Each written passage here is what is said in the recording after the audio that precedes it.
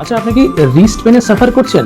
ব্যথাটা কি ঠিক এইরকম একটা জায়গাতে ফিল হচ্ছে? আপনার একটা ইনজুরি আপনার হয়েছিল, আপনি হঠাৎ করে পড়ে গেছিলেন বা নিজেকে বাঁচাতে গিয়ে আপনার হাতের উপর প্রেসার এসেছিল, আপনার কোনো খেলাধুলার মধ্যে দিয়ে আপনার এখানে আপনার চোট লেগেছিল এবং পেনটা বেশ অনেকদিন ধরে আপনাকে সাফার করাচ্ছে, একটা ইন্টেন্স পেন।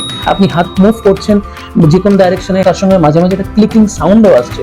জানেন কি, এই ধরনের ইনজুরি এটা কিন্তু ফ্র্যাকচার নয়, এখানে আমাদের একটা কার্টিলেজ থাকে। এই যে আমাদের রিস্ট বোন গুলো রয়েছে, এই রিস্ট বোনের সঙ্গে এটা হচ্ছে আমাদের আলনার সাইড, এটা আলনা এবং এটা রেডিয়াস। এই আলনার আর এই রিস্ট বোনের মাঝখানে একটা কার্টিলেজ থাকে, সাম সর্ট অফ ডিস্ক বা মেনিসকাস, হাঁটুর মেনিসকাসের মতো।